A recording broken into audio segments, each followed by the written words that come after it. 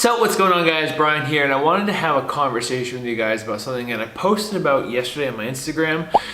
I talked about, I only had $34 to my bank account. And so this is a story about when I first moved out on my own. After I graduated from college, I had done my second contest, and I went through that contest. I actually turned down a job offer that I had when I graduated.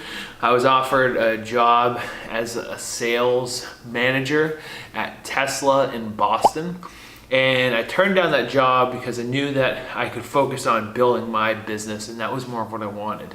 And so I was at this place where, I think it was November, I knew that I needed to move out on my own. I knew that I needed to get out of Franklin, New Hampshire and expand my business, because where I was at, it wasn't going to allow me to expand the way that I wanted to. So I found this place. I remember telling my mom, next week I'm moving. I didn't have anywhere to stay, didn't know where I was gonna go. I just knew that whatever I had to do to make that happen, that's what I was gonna do.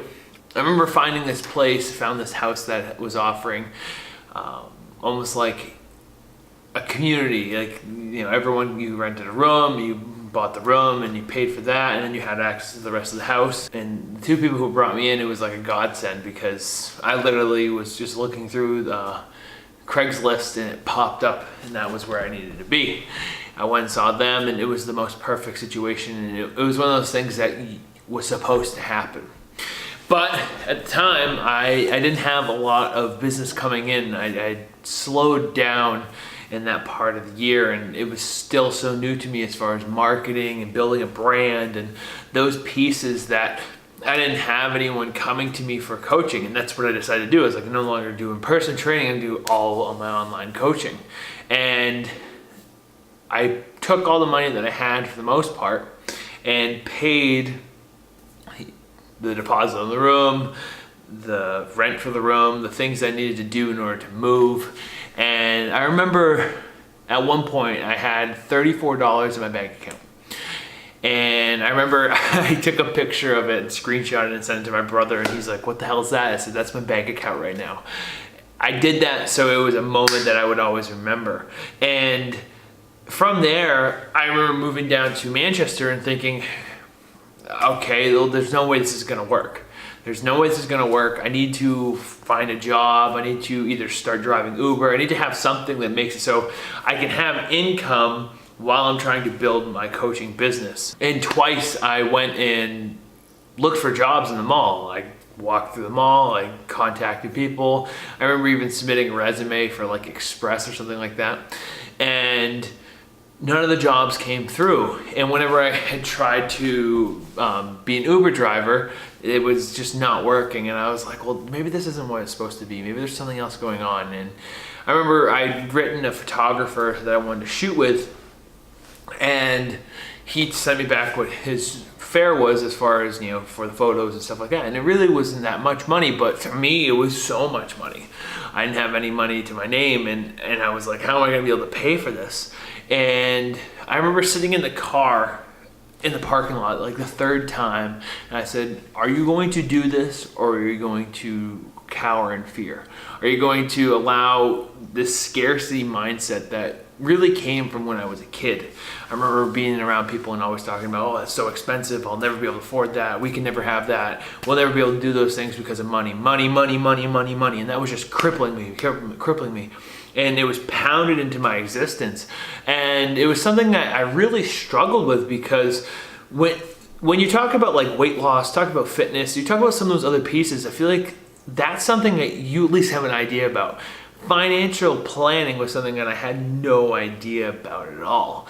And how to combat that scarcity mindset was something that was intrinsic to me, as far as like, this is something that I was like innately brought up with. And so what I said to myself was, do you want to be a successful entrepreneur? Do you want to build this brand and be able to reach as many people as possible? And do you actually care about the things that you're telling people you care about? Or are you just saying those things because they make you feel good? Are you just saying those things because they fill you up inside and leave you empty at the end of the day, but they give you something? And that was the moment where I said, you know what? I'm going to do this. I texted him, I said, hey, here's my $100 on a credit card. I'll get you the rest when it frees up. And from there, I said, this is what I'm gonna prep for this photo shoot. I'm gonna prep for this and give it my all. And to this day, I think that was the coolest look that I've ever had. And so what I wanna say, guys, is that if you're in a place where either it's finances or it's your fitness journey or whatever the thing is that you're struggling with, you have to call yourself out and ask yourself, am I operating from a place where I truly believe the things I'm saying? Are the things that I'm saying right now to myself true, or are they a lie? Am I being accurate in my depiction of myself? Am I truly existing in a space where I can empower myself to believe in more? These are the things you have to ask yourself when you feel that anxiousness inside you, when you feel that things aren't going to move right and you feel that for some reason you're not on the right path. And the thing I can promise you is that, I can't tell you how to manage your money. I'm not Tony Robbins.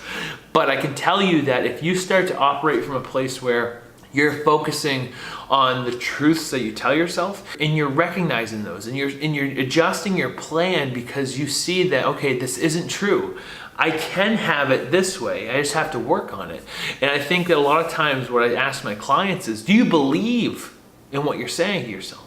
Do you believe that you're worth this transformation? And do you believe that you're worth the success that you're seeking? Because if you believe you're worth it, it's going to be a lot easier to act. And that was the question I had to ask myself. Am I worth investing? It was only $500. And obviously I'm not saying $500 is throwaway cash, but I'm saying $500 is a huge investment to make in yourself and in your business.